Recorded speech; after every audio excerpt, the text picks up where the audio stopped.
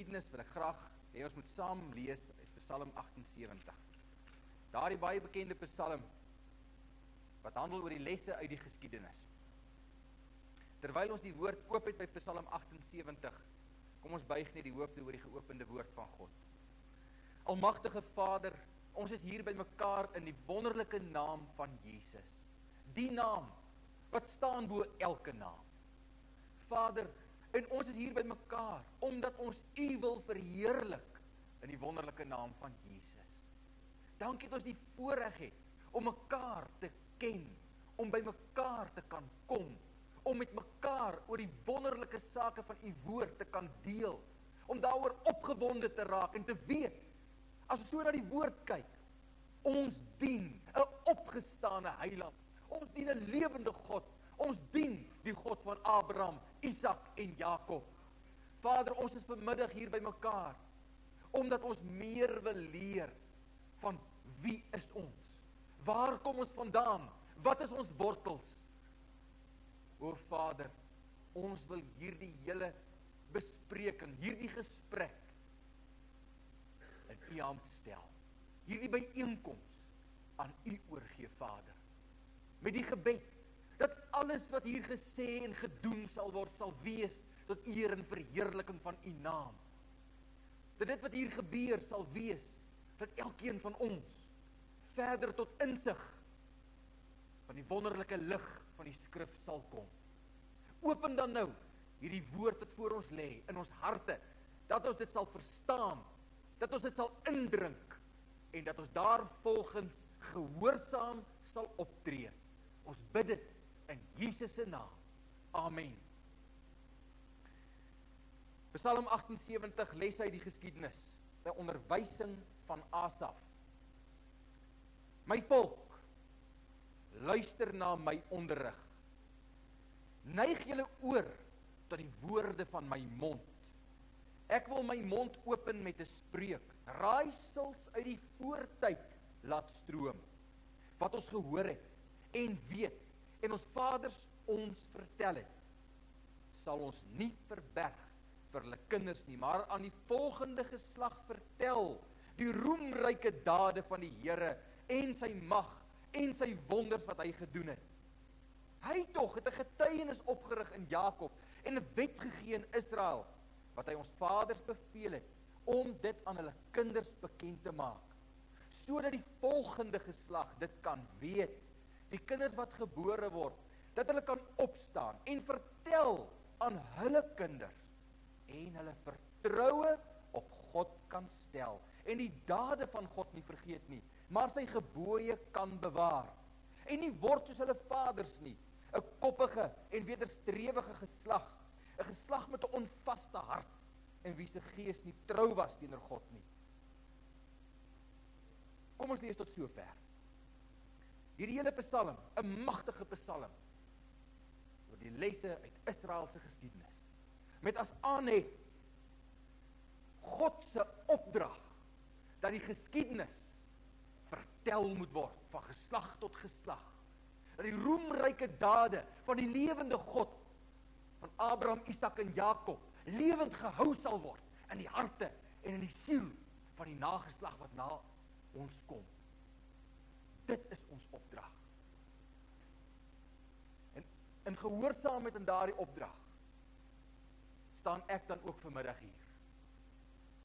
Dit is vir my opgelê, om met u, uit die geskiedenis van ons volk te praat.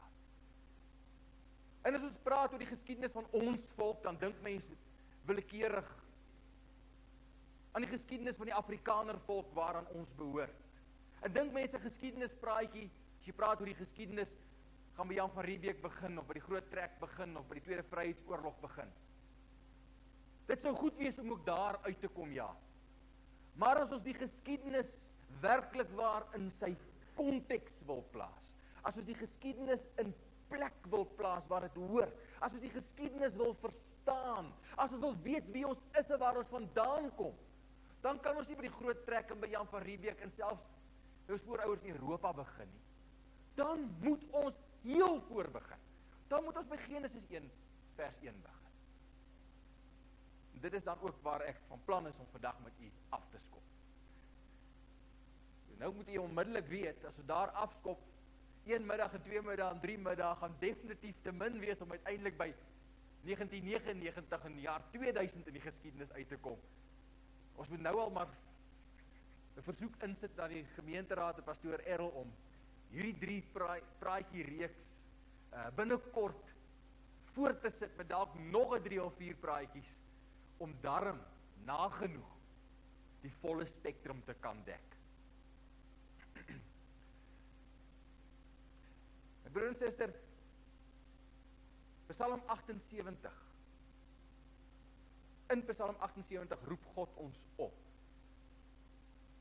om te gaan kyk na ons wortels.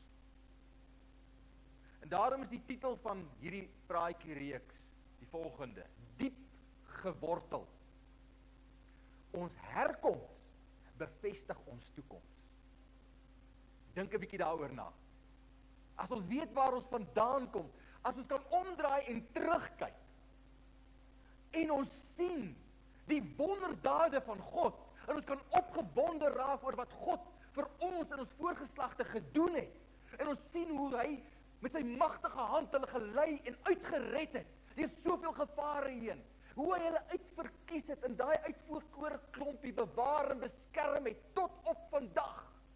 As dit ons opgewonde maak, so opgewonde maak as aan die einde van hierdie 3 reekse, gaan nodig hê om 'n lofprysings aan te hou, want jy gaan nie kan stil sit op die stoele van blydskap en van opgewondenheid voor die Here vir wat hy vir ons gedoen het in die verlede nie. As ons so opgewonde kan raak, hoeveel te meer as ons dan vorentoe kyk en ons dink, wat lê vir ons nog en wag? Wat se beloftes lê opgesluit? Die grootste beloftes van alle tye kom nog. Die wonder, die uiteinde van hierdie totale geskiedenis is nou besig om uit te loop. Daar wag vir ons die totale herstel van hierdie bedeling waarin ons vandag is. Tot 'n bedeling soos wat God dit oorspronklik bedoel het. Met koning Jesus as koning.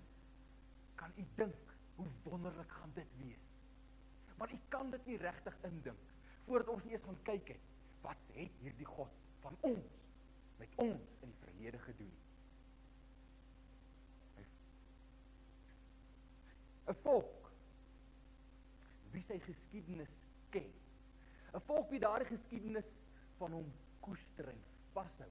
'n volk wat weet wie hy is en waar hy vandaan kom. Kan jy vergelyk met 'n boom. 'n boom met 'n diep penwortelstelsel. 'n penwortelstelsel wat in tye van die grootste droogte vog en voeding diep onder die grond kan gaan uithaal om daardie droogte te deurstaan. 'n penwortelstelsel wat ten tye van die grootste storms en die sterkste winde daardie boom regop kan hou, terwyl baie om hom sal omval. So is 'n volk wat sy wortels ken. Maar 'n volk wat sy geskiedenis vergeet, 'n volk wat nie hierdie opdrag van Psalm 78 nakom nie, kan jy ook weer eens vergelyk met daardie boom met 'n vlak wortelstelsel. Wat sodra die geringste droogte kom, verwelk sy blare. En as daai droogte 'n bietjie sou aanhou, bietjie druk op daai boom plaas, gaan daardie boom dood. Sodra die eerste winde van die storms kom, dan is dit daardie boom wat eerste omwaai.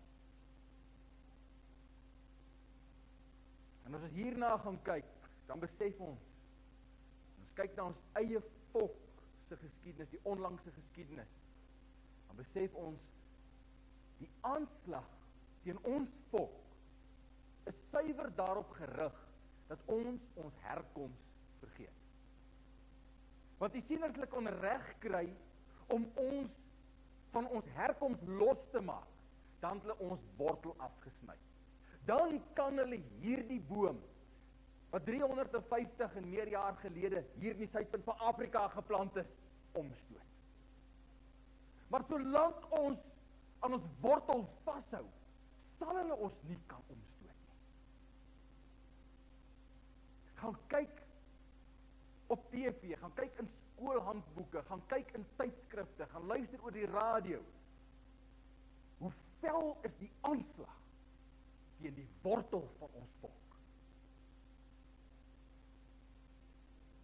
En u gaan hierdie aanslag dwars deur hierdie praatjie reeks beleef en ervaar. Want die aanslag teen ons wortels is nie 'n aanslag wat onlangs ontstaan het nie. Dis 'n aanslag wat van die begin af deur jou mensemoordenaar en die leuenaar van alle tye reeds ingestel is teen die saad van God. Dis vir my 'n voorreg, 'n groot voorreg om gehoorsaam te wees aan God se opdrag vandag. En saam met u terug te gaan na ons wortels toe en daaroor opgewonde te raak. Die bestek van hierdie praatjiereeks, die praatjiereeks gaan bestaan aanvanklik uit 3. Vandag wil ek met u praat oor die basis, die grondslag van die geskiedenis. Ek wil vir 'n paar lesse en wette in die geskiedenis uitwys. Sleutels in die geskiedenis vir u gee, wat u gaan nodig hê om die res van die praatjiereeks te kan ontsluit. En later om u woord, u Bybel te kan ontsluit. U moet daai sleutels in die hande kry. Dis baie belangrik. En dan by die tweede en derde praatjie gaan ek stil staan. Ons gaan spesifiek kyk na die geskiedenis van die verbondsvolk van God. Die volk Israel se geskiedenis. Waar kom hy vandaan? Maar nou gaan u self dadelik die opmerking in die gemoed maak en u sê, maar ons ken tog die Israel geskiedenis, ons het hom geleer hier in Ekklesia. Dit is baie geskrifte daaroor. Maar weet u waar kom Israel vandaan? Ken jy die voor-Israelse geskiedenis? Ken jy die wortel van Israel verder af onder toe?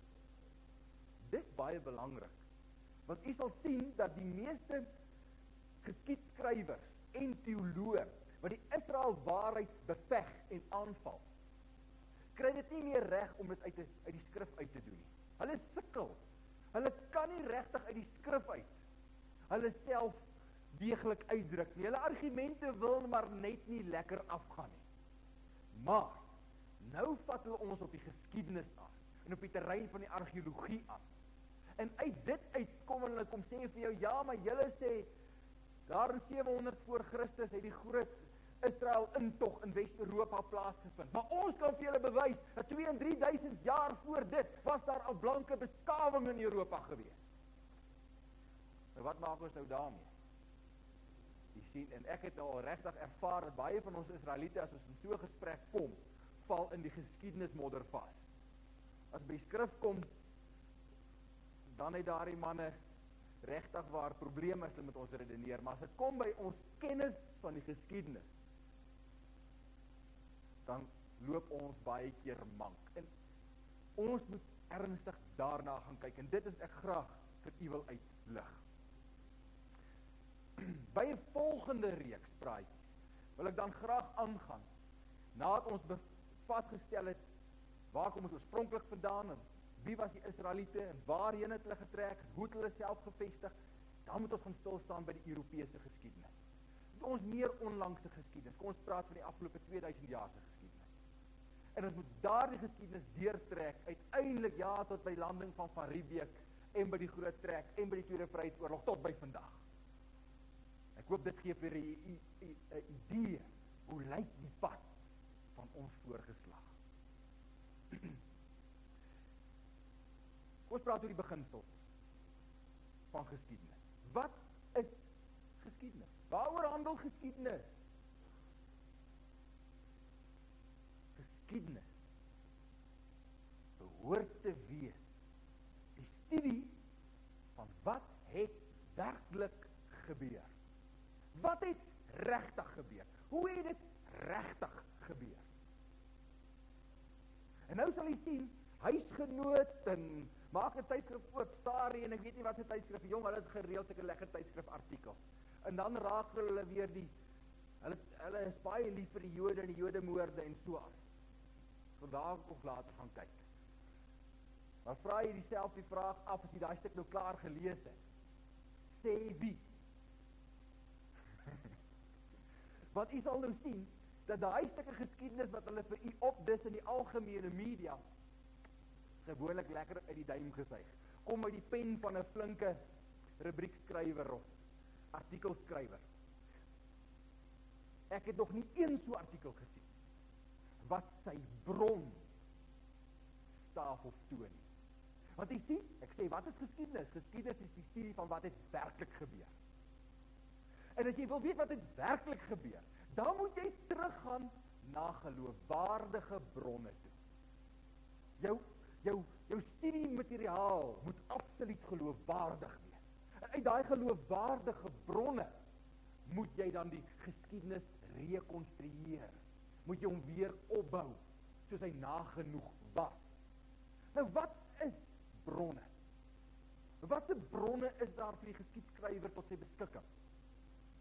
Wat regtig as geloofwaardig beskou kan word? Oorspronklike briewe.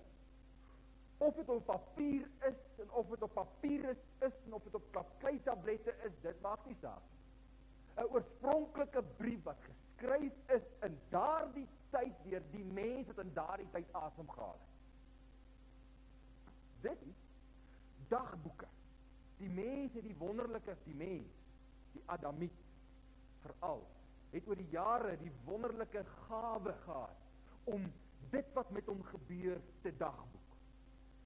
Nou vandag, omdat hulle besig is om ons wortels aan te tas, het ons nie tyd nie om ook ons dag tot dag dinge gereeld te dagboek nie. Dit is 'n groot skade en 'n skande vir die wat na ons kom, wat meer van ons wil weet. Maar 'n goeie dagboek is 'n aanvaarbare bron. Nog bronne is papiere, dokumentasie. Ek meen, daar is so baie dokumentasie wat tussen firmas, van regering na firmas, en van instansies na jou persoonlik gestuur word. Daai dokumentasie word uiteindelik iewers geberg. Dit is 'n aanvaarbare bron, as jy na daai dokumentasie gaan kyk, nie waar? Wat is nog 'n goeie bron? Nog 'n goeie bron sou wees, gebruiksartikels van die tyd waar mense geleef het. Wat het hulle gebruik? Hoe het hulle klere gelyk? Hoe het hulle eetgerei gelyk? Hoe het hulle huise meubels gelyk? Hoe het hulle vervoermiddels gelyk? Dit alles vertel vir jou 'n groot storie van die mense van die tyd waarin jy belangstel. Jy gaan kyk verder na opgrawings. Opgrawings sê vir ons geweldig baie van die verlede, en dit wat uit opgrawings uit na vore kom, veral gebruiksartikels, veral nalatenskappe van huise en stede en dies meer, sê vir ons baie van die mense daar gewoon het. Byvoorbeeld, ek vat die stad Pompeie. In Pompeie het daar so 50 na Christus 'n geweldige ramp die stad getref, toe daar die hele stad met sy meer as 150.000 mense totaal en al onder lava as toegeval was. In 'n oomblik het dit met hulle gebeur. En wat toe gebeur het is, die argeoloë en die geskiedskrywers het gegaan en het versigtig daai as van die stad begin verwyder. En soos hulle begin verwyder het, kom hulle agter, maar kort is hier 'n holte in die as. 'n leegte in die as. En toe kry een van hulle die baie goeie gedagte, en dit is, kom ons pomp gips in hierdie holte in voor ons ombreek. Pomp gips. So pomp hulle die holte vol gips. En as die holte vol gips gepomp is, haal hulle die as verder weg. En wat kry hulle? Hulle kry in daardie holte die beelde van mense en diere, soos hulle gevlug het voor hierdie verskriklike ramp wat hulle tref. Mense wat nog aan 'n tafel sit en eet, in 'n gehurkte posisie, daar sit hulle, toe hulle oorval is. Mense wat geweet het, hier kom die ding en begin wegkruip het. Ander mense wat hulle geld, hulle rykdomme by die bank gaan gryp, te begin hardloop, en met geld en rykdom en al lê hier holte nog gekniel boor sy rykdom. Dit hom niks gebaat nie. Hoenders, wat nog loop en pik, honde wat staan en blaf, wonderlike goed, wonderlike goed. En boonbehalwe dat hulle daardie holtes kon opvul, met hierdie gips en hierdie beelde na voorskyn gekom het, staan die meeste van die geboue van Pompeie nog. En ons weet dat die mense van Pompeie het toilette gehad. Ons weet hulle het onder vloerse verhitting en verwarming gehad. Ons weet hulle het 'n uiters luukse lewe gehad. Ons weet hulle het al advertensieborde gehad in hulle tyd. Mense, dit is amper 2000 jaar gelede. Ons moet nie dink ons is so wat waffers nie. Die geskiedenis het met werklike bronne kon bewys hoe wonderlik die beskawings van die verlede is. Nou goed, dit alles sê ek vir u om te sê, ons moet gaan kyk, as ons wil kyk, wat sê die geskiedenis? Hoe weet ons wat was werklik? Dan moet ons gaan kyk, wat sê die betroubare bronne? En as u 'n stuk lees, enige stuk, en dit daag ek u uit van vandag af, as u weer 'n stuk geskiedenis lees, 'n artikel in enige tydskrif of koerant, of oor die televisie of oor die radio ook hoor, vra u self elke keer die vraag af, sê wie? Wat en waar is hulle bron? En kan ek die bron glo? Die volgende en 'n baie belangrike skedel in die geskiedenis is, ons werk in die geskiedenis met mense. 'n Mens is 'n wonderlike ding. Het jy gesien 'n mens het 2 bene? 'n Mens het verstand, 'n mens het hande. En dit maak dat mense is nie poppe wat stil sit op een plek. Dit maak dat mense die geneigtheid het om te wil rondbeweeg. En veral as jou mense die adamitiese ras van voortyd is. Hulle voete het altyd gejuk vir nuwe avonture en vir nuwe horisonne. Hulle is altyd op die verken uitgewees. So nou moet ons nie die fout maak wat die meeste geskiedskrywers maak. Hulle wil Israel vandag gaan soek, daar waar hy die laaste keer as Israel verdwyn het. Jy sien, dis hoekom hulle sê die 10 stamme het verlore geraak. Ons kom later daarby, maar net so ter inleiding. Hulle sê die 10 stamme het verlore geraak. Hoekom wil die geskiedskrywer van vandag hou nie rekening daarmee hy werk met mense met voete wat juk nie? Israel gaan natuurlik nie meer daar wees waar hy weggeraak het nie. Hy is lankal verkas daar vandaan. Die arme man wat hier sit in die geskiedenis en die artikels skryf, besef nie, hy is een van die ouens wie se voorouers se voete gejuk het, en dis hoekom hy hier sit en artikels skryf. Dis te wonderlik, is dit nie?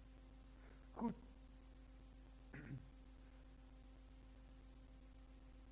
Die werk met mense. Mense het 'n taal. 'n Taal waarmee ons onsself uitdruk. Waarmee ons sê wie en wat ek is. My emosies aan iemand anders kan oordra. My denke en my gedagtepatrone aan iemand anders kan oordra. My taal is een van my belangrikste kommunikasiemediums. Met almal om my. Maar nou is dit so, ons werk met mense.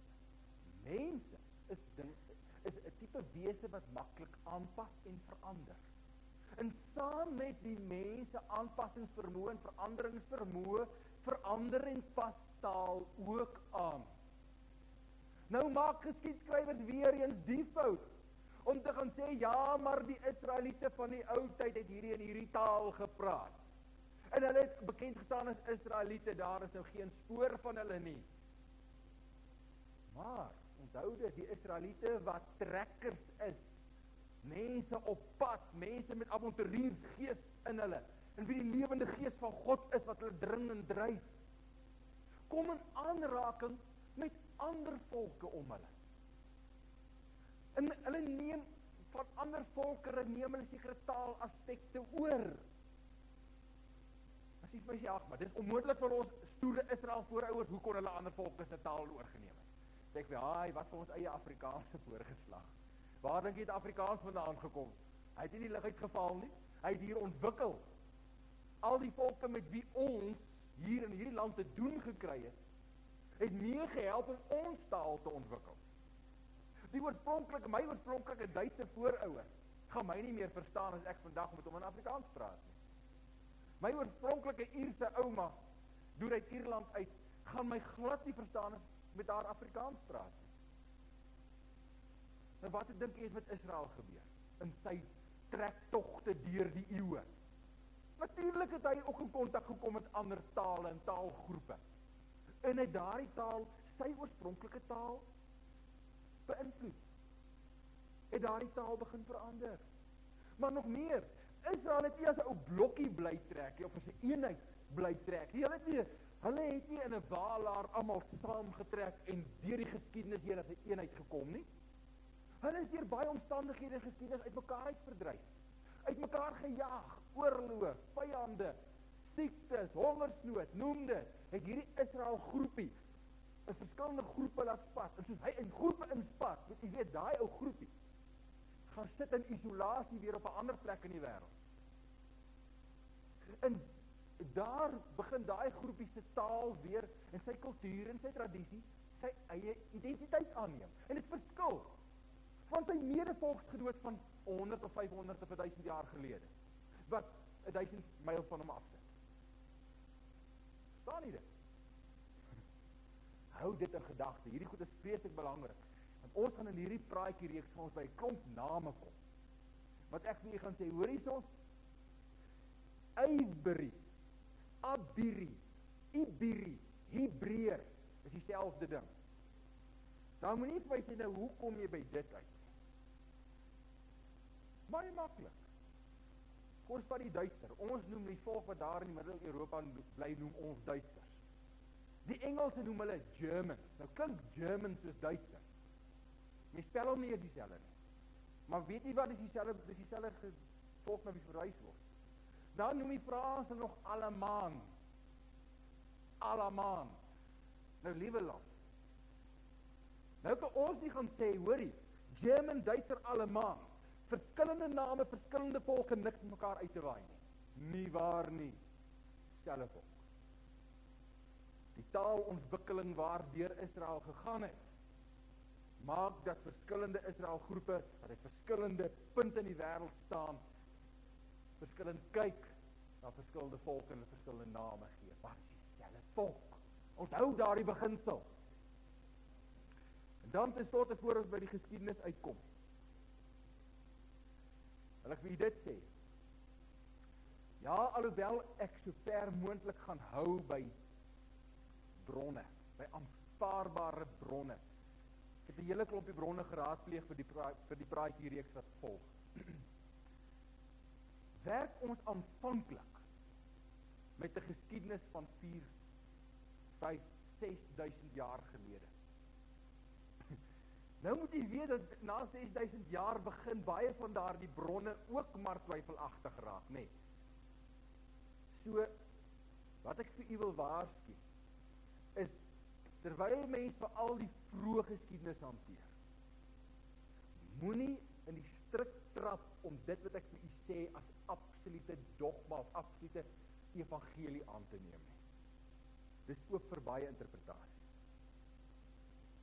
En dit is nie verkeerd om te interpreteer nie. Ons kan met die lig van die paar bronne tot ons beskikking oor die verre verlede, kan ons 'n storie opbou, rekonstrueer. Maar dit is my storie. Pastoor Errol se storie gaan dalk weer 'n bietjie verskil daarvan. Pastoor Neese se storie gaan nou weer 'n bietjie verskil daarvan. Maak dit nou dat die een is verkeerd en daai is verkeerd? Nee, want Pastoor Errol sê altyd so mooi as jy oor hierdie vergoed met hom praat, dan sê hy, was jy daar? Het jy dit gesien? Ek was nie daar nie, ek het ook nie gesien nie. Ons praat van oorlewering, mense. Dit is bloot vir die interessantheid wat ons daarna kyk. Ons gaan kyk na hierdie geskiedenis om ons te prikkel. Ek sê weer, dat ons in dit die hoogtepunte van ons verlede sien, en in dit die grootheid van God, die grootheid van sy raadsplan kan raak sien, ervaar, sodat ons kan opgewonde raak oor die tyd waar ons lewe. Om te weet dieselfde God wat so wonderlik gehandel het in die verlede, is nog die onveranderlike ek is nog hy wat einduit met ons hierdie wonderlike pad gaan loop. Hou dit in gedagte. Dit is die wesenssleutels wat ek vandag graag met u wil bespreek. Kom ons begin.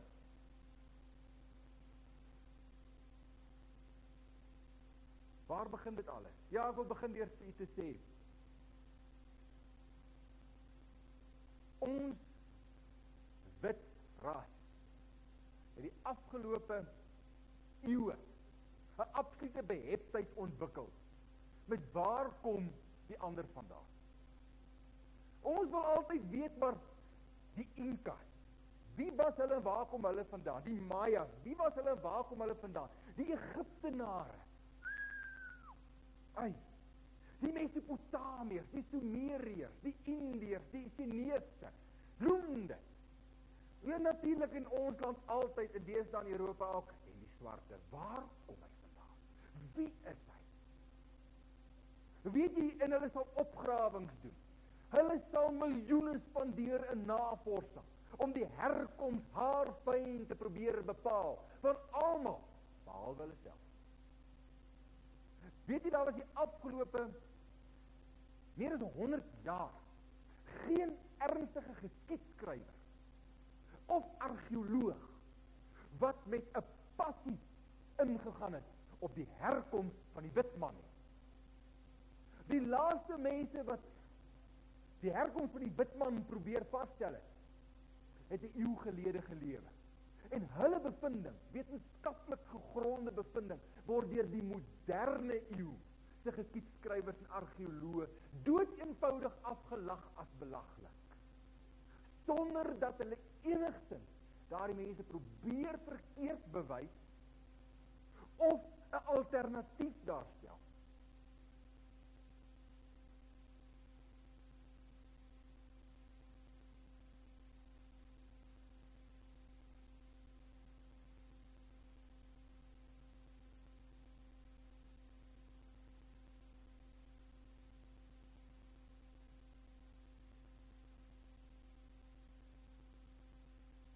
Van ons eie geslag in Europa, sit die mees fantastiese verskynsels om ernstig te gaan ondersoek, om ons herkoms te bepaal. Maar dit word nie gedoen nie. Hier dink ek aan dinge soos die Stonehenge, daai magtige klipsirkels in Brittanje, die Ivory Circle. Ek het net gepraat van Ivory, onthou u? Die Ivory Circles, die Cromleys, die alignments, dit is reuse klipmenners, onthou jy vir Obelix, nee, van Asterix Farm. Hy het hierdie menners gaan kap. Dit is so wonderlik van daardie verhaaltjie, julle kan hom regtig waar bietjie weer gaan lees. Dit is skitterend, dit verhaal ons Israel geskiedenis nog so mooi. Daai menners is geplaas in lang rye, of is geplaas in sirkelformasies, waar rondom grondwalle opgebou is. Baie van hulle het plate, dik klipplate bo oor hulle gekry. Maar as jy vir die slim mense gaan vra nou, maar wat is dit? As hulle almal vir jou staan sê, ons dink dit en dit en dit, maar ons weet nie. Hier wil ek begin deur vir te sê, kom ons vat daardie skakels, wat ons moderne histories nie so graag miskyk, om te bepaal waar kom ons vandaan. Want u sien, hier gebeur nou 'n pragtige ding. Hierdie massiewe klipstrukture, van ongeveer 4000 jaar gelede, dan dit nou weer op 'n tydlyn trek, van ongeveer 4000 jaar gelede, kom nie net in Brittanje voor, dit kom in Frankryk voor. Dit kom al langs die kus van Frankryk, van Spanje, Portugal voor. Dit kom in lande in die Middellandse Seegebied voor. Dit kom voor in Palestina. Dit kom voor in die hartjie van Persië, die huidige Iran. Dit kom voor in die noorde van Persië. Dit kom selfs voor in die noordelike gedeelte van Tibet.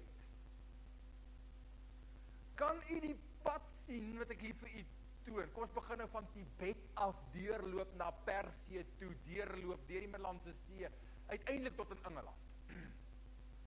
Dieselfde strukture, en wanneer daar inskripsie op is, dieselfde inskripsie in die Puniese taal. Die Puniese taal is die taal wat die Fenisiërs gepraat het. Ons sal later kom by wie is die Fenisiërs, baie interessant.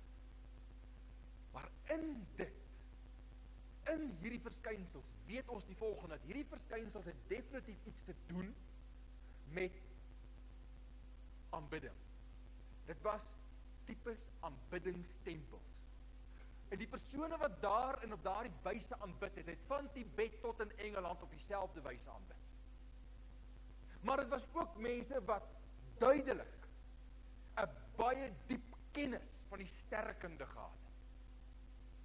Want ook daardie verskynsels, kom ons noem dit so, is volgens sterrekundige wette opgerig en gebou.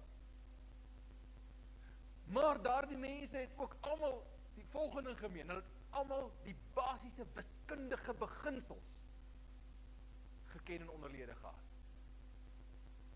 Al hierdie dinge wat ek nou noem, godsdiens, deeglike kennis van die sterrekunde en die wiskunde, kan nie dui op verskillende volksgroepe of volke uit verskillende oorsprong wat dit tot stand kon bring nie.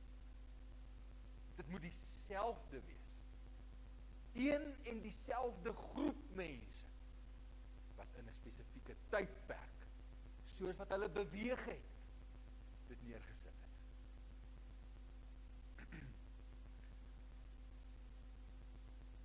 Wie is hulle? Nog voor ek dit sê. Ek vat byvoorbeeld vir u die Stonehenge sirkel. Die Stonehenge sirkel in Engeland het 'n buitesirkel en het 'n binnesirkel. Daardie binnesirkel van hom is presies 1162,2 piramidiese duim. Hoe moet jy 'n P-duim, piramideduime. Nou ja, piramideduim moet onmiddellik vir iets sê. Dat jy kry presies dieselfde getal of dieselfde waarde as jy teruggaan na die piramides in Egipte toe. Daar is daai piramides van daai basisse 1162,2 duim. Ag, en so is daar verskillende dinge wat wys dat dieselfde mense die piramides opgerig het. Die beginsels waarvolgens dit opgerig is, die beginsels wat gegeld het, is dieselfde mense wat ook later hierdie sirkels opgerig het, op dieselfde beginsels. Goed. So wat ek so ver vir u sê is, van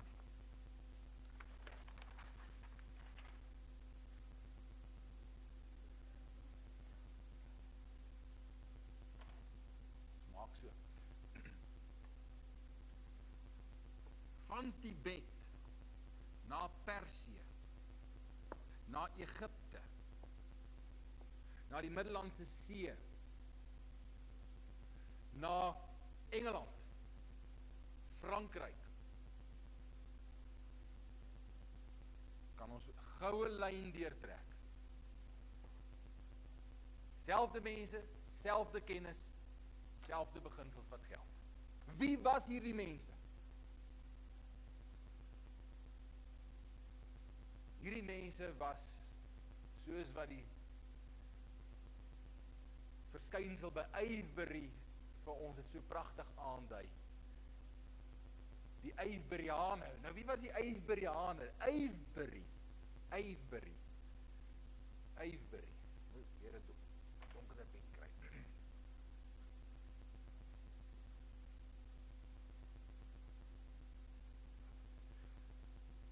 Avebury is die Keltiese vorm, of die Keltiese vorm van Avebury is Abiri. Die Abiri sirkel. As jy terug gaan na op die Abiri lyn, dan kom jy uit by die Hebreër sirkel in Afrikaans. Die Hebreërse ras het daardie goed gaan oprig. Hoe weet ons dit?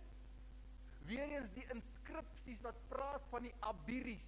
Dit staan dit, daar's inskripsies in die Puniese of die Fenisiese taal wat verwys na die Abiris, die Abiriese mense wat dit kom oprig het.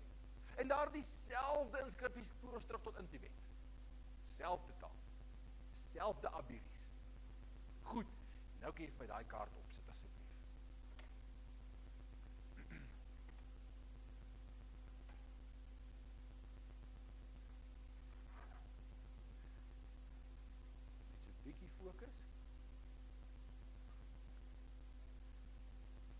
op hierdie stadium bekommerd wees oor die fynskrif op die kaart. Dit gaan ons volgende keer by stil staan. Maar wat ek graag wil hê u moet kyk is, kom ons kyk of u die kaart wel kan identifiseer. Dis 'n kaart van die nabye ooste, na die meer bewegend na die verre ooste toe. Van Egipte en van 'n gedeelte van die suide van Europa. Kom ons kyk net gou 'n bietjie. Hier is Jerusalem. Daar is die Middellandse See, die Swart See, die Kaspiese See, die Aralmeer. Sien jy dit? Hier het jy die buitelyne van Arabië, die buitelyne van Iran of ou Persië, en hier begin die buitelyne van Indië. Nou Indië gaan nou daar afloop onder toe, en weer opkom, en dan gaan hy deur na Maleisië toe, en al die verre oosterse lande toe, Laos en Kambodja en Vietnam, en kom hy weer daai kant op, na China toe, Rusland uiteindelik. Nee, goed, daar lê Midde-Ooste, daar lê Egipte, daar's die Rooisee gebied, ja, vandag is natuurlik die Suezkanaal wat daar deurloop. Dit daardie gedeelte. Goed. Waar is Tibet geleë? Want dis waar ons moet begin. Waar is Tibet geleë op hierdie kaart? Nou ja, Tibet sal ons aantref ongeveer in hierdie gebied. Hy's net so van die kaart af. Die stukkie geskiedenis wat ek vandag wil handel oor daardie gebied. Nou as u nou na daardie gebied kyk, dan sal u sien, dis nie verskriklik ver na Persië toe nie, dis nie onsaglik ver uiteindelik na die Midde-Ooste toe nie. Ons gaan na daardie gebied kyk en sien, dat daar in 'n spesifieke plek is die ontstaanspunt van ons ras. Ek gaan net sien, baie van ons dink, hoor jy, Adam en Eva en so moes in die paradys moes iewers hier rond gewees, daar by die Tigris en Eufraat. Dit werk nie regtig nie. Jy gaan sien nou die skrif uit, ek gaan vir u wys. Onthou weer wat ek sê, ons werk met menings. Ons werk nie met absolute empiriese feite nie. So, dis oop vir interpretasie. Moenie kwaad word as u nie heeltemal saamstem nie. Bring u gedagtes net nou ook tafel toe. Goed. Waar kom hierdie Abiris vandaan? Daar uit daardie gebied in Tibet, waar ons dieselfde verskynsels het as in die ander plekke wat ek net nou genoem het. Goed. Daardie mense wat oorspronklik daar gewoon het, die oorspronklike bewoners van die gebied daar in Tibet, noorde van Tibet in China in, is deur die Indiërs, verder suid van hulle, is deur die Chinese en is deur die Perse genoem die Ariërs, die Ariese ras. Dis die ontspringpunt van die Ariese ras, oorspronklik. Wanneer? 6000 jaar gelede. Nou is dit al baie maklik om 2 en 2 te begin by mekaar sit, nee. 6000 jaar gelede, wat het toe gebeur? Toe is ons voorvader, oupa Adam, deur God geskep. Goed. Ariër, en dis die mooi van die naam, die pragtige betekenis. Hoekom is hulle Ariërs genoem? Hulle is genoem Ariërs, want in Sanskrit, die oer-Hindu taal, Indiese taal, beteken Ariër die adellikes, die edelmanne en vroue. Is dit nie wonderlik, dat hier was 'n ras, wat vir die ander absoluut uitgestyg het, uitgeskyn het, soos 'n lig opgestaan het, bo al die ander nie. Die adelras, in Sanskrit Ariër, Arya. Goed. En dit bring ons dadelik by die begin. Genesis 1 vers 1.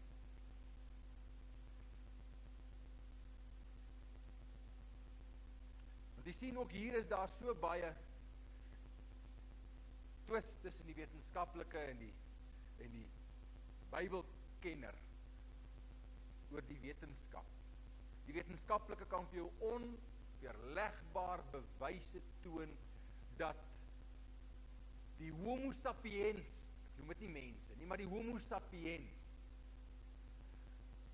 kan teruggevoer word, tot Madame Ples hier by die Sterkfontein grotte soveel miljoen jaar terug in die Neandertalman en soveel 100.000 jaar gelede en hulle kan dit seker vir ons wys, maar waar lê die belangrike sleutel? Genesis 1 vers 1 na Genesis 1 vers 2 toe. In die begin het God die hemel en die aarde geskape. Spin. Hoe het God aan die begin geskape? Hy het volmaak geskape. Hy het alles volmaak geskape. Daar was aan die begin 'n volmaakte skepping. Net alles wat ons vandag in ons huidige aarde ken, was daar. Toe gebeur daar iets. En die aarde was woes en leeg.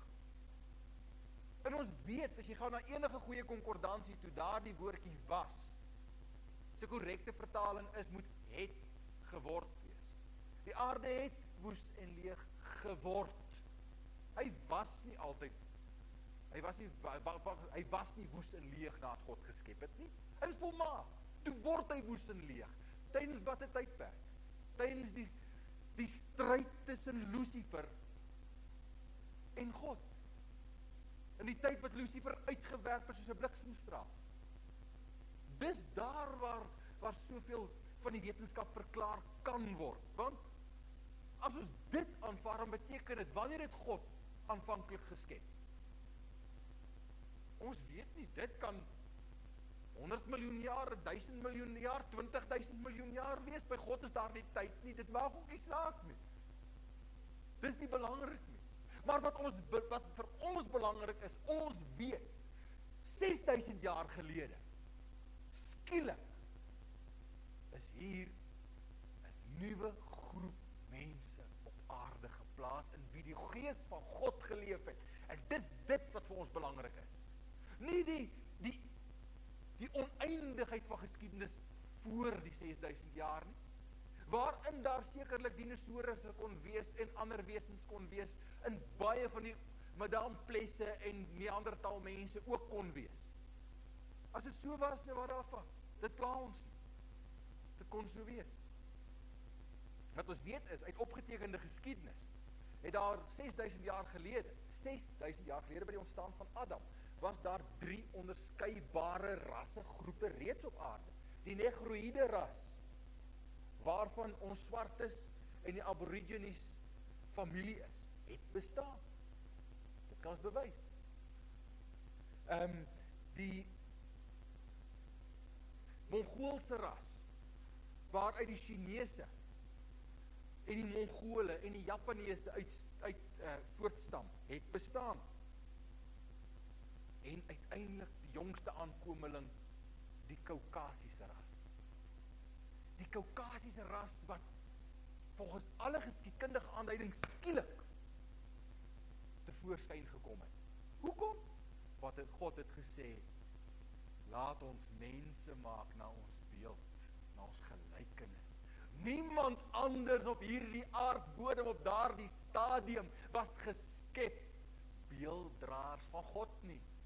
Niemand anders het die afbeelding van God gehad, fisies, en die gees van God gehad, geestelik. Behalwe hierdie nuwe ras. En die moment toe hulle verskyn, het hulle onmiddellik met hulle saamgebring 'n hoë beskawing. Met hulle saamgebring tegnologie. En hulle het daardie beskawing en tegnologie ook in hierdie ander uiters primitiewe vorme van lewe ingedra, en alle aanduidings is oor daardie ander vorme van lewe geheers. Ons gaan in die loop daarvan nog hierna kyk. Van die praatjie daarna kyk. Ek wil graag vir u sê, wat het in een van die belangrike Indiese geskrifte, die Indiese Vedas, opgeteken staan oor hierdie Ariese geslag. Dit is wonderlik as mens so bietjie in die vreemde volke se geskiedenisse ronddelf, dat hulle 'n bietjie getuienis lewer oor ons volk. Dit bring nuwe lig op die onderwerp. Friedrich Habermas sê, in die Indiese Vedas vind ons sterk bevestiging vir ons teorie, indien ons dit so wil noem. Naamlik Indra, dit is hulle term vir God. Indra alleen het die donker rasse getem en hulle aan die Ariërs onderwerp, om deur die Ariërs beheers te word. Dit sê die ou oer-Indiese geskrifte, die ou Sanskrit geskrifte van die Ariërs, hulle God. En wat moes hulle doen? Hulle kom heers. Wat sê God wat sy opdrag aan Abraham, wat God vir hom gee? Sy basiese opdrag aan Adam, is, om te heers. Hy moes heerskappy voer. En dis nog steeds ons opdrag vandag. Dit het nie verander nie. Ons is die nakomelinge van dieselfde Ariërs, wie se voorvader Adam was.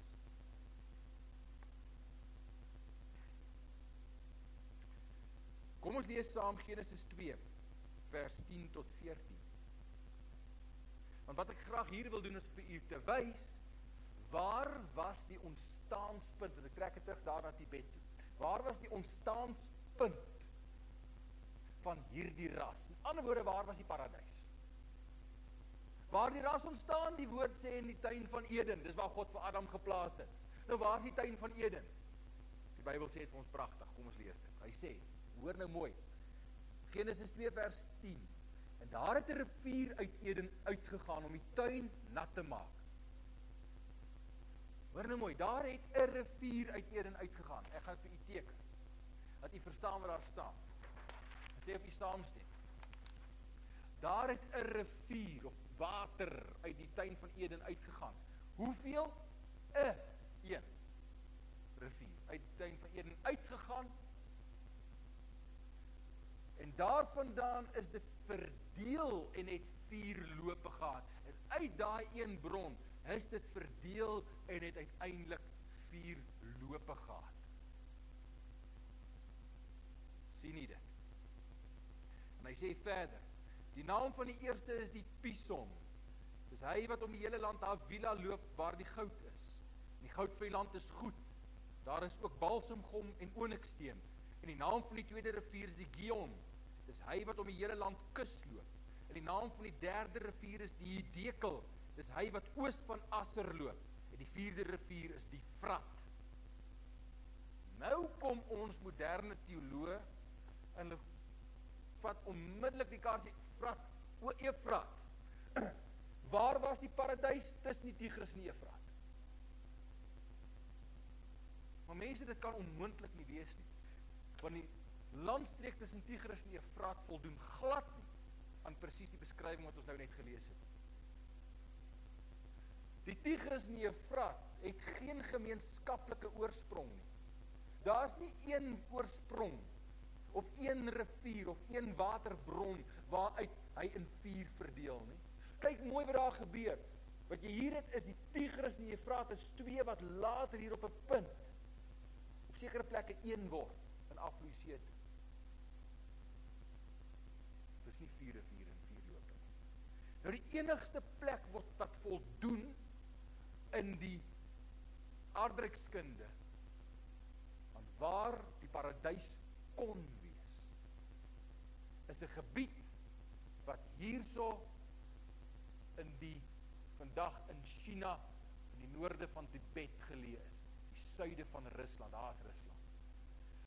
Nou gaan jy ook hierso sien op hierdie ou kaart. Man, is 'n wonderlike kaartboek wat ek gekry het. Dis 'n ou kaartboek vir Suid-Afrikaanse skole opgestel deur A.E. Boeseken. Dit niks met pastoor Neester of enige van ons te doen nie. Reeds opgestel daar in die ek dink is die laat 30er jare uit bronne uit. En volgens hierdie kaartboek kom hy en hy sê vir jou hier is die riviere, en ek gaan dit net gou weer vir ons kry. Jakartes, die Oxus, die Indes, en hierdie kant omloop vandag die Tamer rivier af.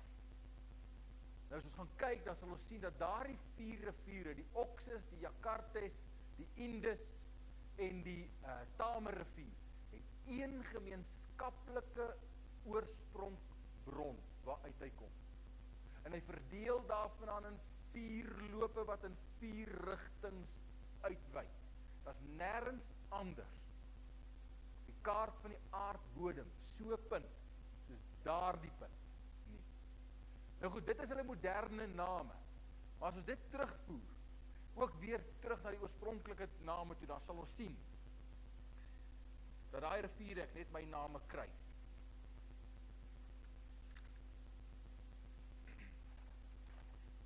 Die Oxus byvoorbeeld is die Gihon wat daar in die skrif van gepraat word. Die Tamer wat daar uitvloei is die Hiddekel. Die Jakartes se ou naam was die Vrat. Wat is die 4de ene? Die Bison is die Indus rivier. Waar bring dit ons? Dit bring ons by 'n landstreek met die naam van die Pamir Plateau. Die Pamir Plateau.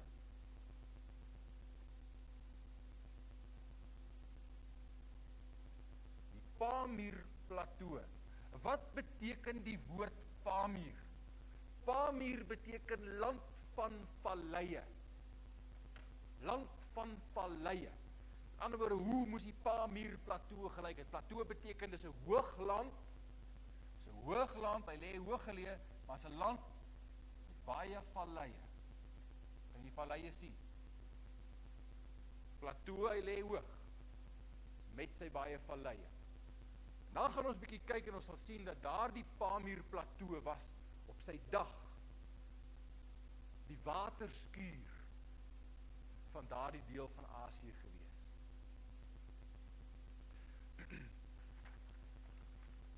So tyd ons oor?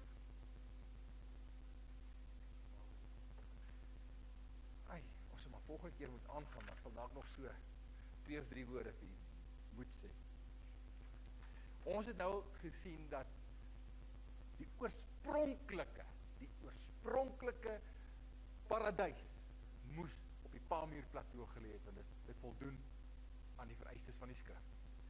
En nadat Adam uit die paradys uitgejaag is, sal ons sien die woord sê vir ons, hy het na die ooste toe uitgevlug. Nou na die ooste toe, as jy nou uit die Pamir Plateau uitkom, beweeg jy in 'n komgebied in na die ooste, meer na China se kant toe. Dit is die Tamer kom, of die T-A-M-I-R, die Tamer kom. Pamer en Tamer. Die Tamer kom. Die Tamer kom was 'n gebied van ongeveer 1000 myl in lengte en ongeveer 500 myl in breedte. 1600 kilometer lank en 800 kilometer breed. 'n Geweldige stuk land, 'n baie vrugbare stuk land op daardie tyd. En dit was in daardie Tamer kom dat die nageslag van Adam tot en met die sonvloed ontwikkel en gegroei het. Dis daar in daardie gedeelte van die wêreld waar God se beeld voortgeplant het, vermeerder het. Daardie aarde van daardie tyd, want wat was die aarde? As mens kyk na die term aarde, net gou daarby stil staan. Elke keer as jy na die woord kyk, moet mens baie versigtig wees as die term aarde gebruik word. Verwys die aarde noodwendig na die bol, soos ons vandag ken, of verwys die term aarde in die skrif na 'n spesifieke bewoonde plek? Nou moet jy weet, oor wie bekommerd God hom? Hy bekommer hom oor die nageslag van Abraham. Die voorde, die nageslag van Adam, so ek kan terugvat. Uit die woord kan ons sien, God handel met sy saad, met sy beelddraers. Ander volke is nie belangrik nie. Hoekom? Maar ander volke het nie God se gees nie, het nie God se woord, het God se wet nie. En Paulus sê waar die wet van God nie is nie, daar is geen oortreding nie. Onthou dit. So, ons gaan net terug hier na Lukas 2 toe byvoorbeeld. Lukas 2 lees ons van die oproep van koning Herodes, dat die hele aarde ingeskryf moet word en getel moet word. Nou wil u vir my sê, toe hy daai oproep gedoen het, het al die Indiane oor die see aangeroei gekom, en die Aborigines het aangekom, en al die swartes uit Afrika aangeloop gekom, om getel te word in Palestina. Natuurlik nie. Toe Herodes gesê, die aarde moet ingeskryf word, hy bedoel die aarde waarvan ek weet, en waaroor ek heers, en waarin my mense woon. Wat vir Paulus? Paulus kry die opdrag, die evangelie opdrag, gaan en verkondig die evangelie aan die ganse mensdom. Lekker struikel almal tog daaroor, nee. En wat het Paulus gedoen? Ons lees van Paulus op klomp plekke, ek het nie nou tyd om dit alles vir te lees nie, maar hy ken dit. Wat Paulus gesê het hier aan die einde van sy bediening, hy het reeds die evangelie aan die ganse mensdom verkondig. Hy het reeds die hele aarde deurkruis. So vir Paulus het die aarde konsep teruggekom na die gebied wat beperk was tot sy reise. Dit was hom die aarde. Nou goed, wat se aarde as ons nou terugkom hier na Genesis 1, hoekom gaan die aarde teorie of die aarde konsep nou in Genesis anders lees in die Nuwe Testament is? Dink daaroor. Wat se aarde is hier gevul? Die aarde waar God se beeld op gewoon het. Het God se beeld op daardie stadium in die suidpunt van Afrika gewoon? 6000 jaar gelede. Nee, het God se beeld in Australië gewoon, of in Kanada, of in Duitsland, of in Finland, of in Ierland, of in watter land ook al. Hy het nie daar gewoon nie. Hy het in die land oos van die paradys gewoon. En dit was die aarde wat van belang was om van te weet. Daar stop ek dan op vandag se praatjie, ek het so baie om vir te sê. Ek stop hom daar, want ek het baie om oor na te dink alreeds. Ons gaan vervat hom volgende keer nou presies daar, want dit bring ons dan nou uit by die sonvloed, en na die sonvloed die Fenisiese beskawing, en so meer. Ek wil baie graag nog by die Fenisiese beskawing gekom het. Maar ek dink dit is al te veel om te verteer, soos dit is. So gaan u nie daarmee nou verder bemoei nie. Ek hoop ek het reg gekry om u so bietjie te prikkel, dat u in die volgende week gaan nadink oor hierdie dinge. Vat weer vir Genesis en begin met 'n nuwe oog lees, die volgende week.